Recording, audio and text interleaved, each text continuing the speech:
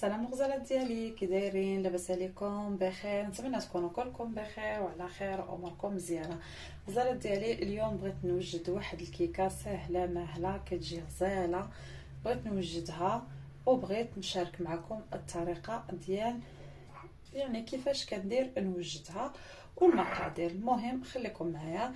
المقادير الغزالات ديالي كنحتاج كاس تاع الحليب، كاس نتاع سنيده، كاس نتاع الزيت، 3 ديال الكيسان نتاع الدقيق، 4 الحبات نتاع البيض انا ديجا هرستهم، قبصه نتاع الملحه من طبيعه الحال، جوج نتاع لاخر تاع المون السيم تاع لافاني، وواحد الخماره نتاع الحلويات ديال 15 غرام، وغادي نحتاج واحد 3 تاع المعالق تاع الخل.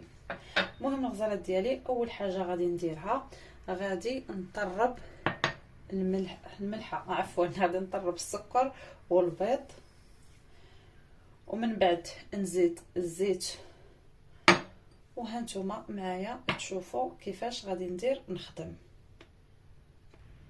المهم الغزالات ديالي من بعد ما طربت مزيان البيض وذوبت هذيك السنيده، غادي نضيف تدريجيا الزيت تاعي، نضيف غير شويه شويه نبقى نخلط.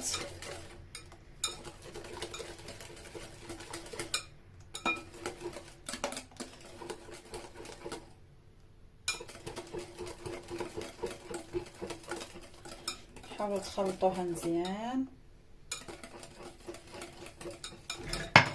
هنا غادي نضيف هذاك الخل على الحليب نتاعي،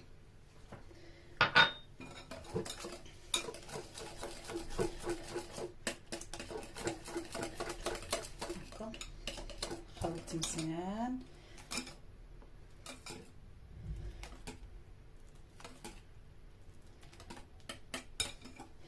بنات شوفوا الحليب كيولي لي كالرايب، شفتوا كيولي داير كالرايب.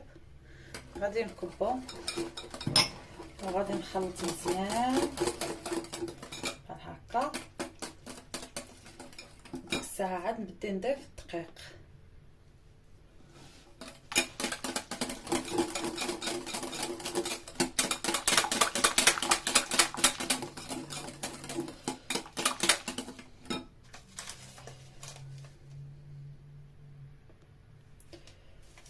هنا البنات واحد الحاجه نسيت ما ضفتهاش، نورمالمون نضيفها مع البيض ولكن ماشي مشكل انا نسيتها، غنضيفها دابا داك السكر تاع فانيليا. مهم المونسيم هذا هو، غادي نضيفو دابا ماشي مشكل.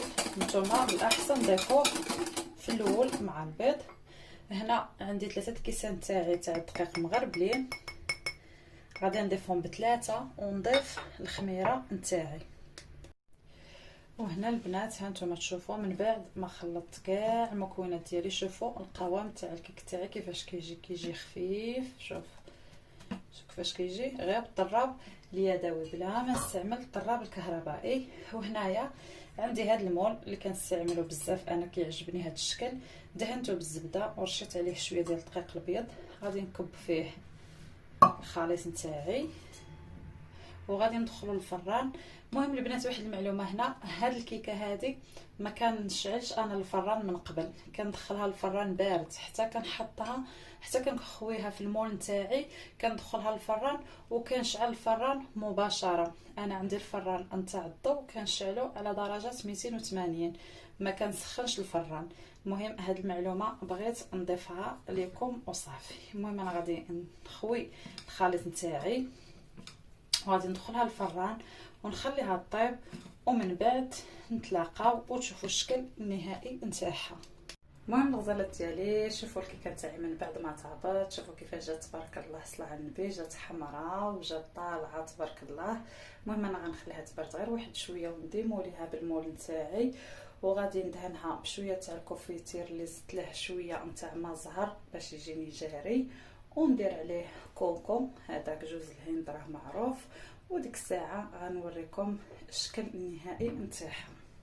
المهم الغزالات ديالي شوفوا الشكل النهائي ديالها هكا، جات غزاله وجات طالعه تبارك الله ما شاء الله. هذه هي الكيكه ديال هذا النهار، نتمنى تنال الاعجاب ديالكم الغزالات ديالي. الى عجبتكم الكيكه تاعي تاع هذا النهار ما تنساوني تنساونيش بالاشتراك في القناه.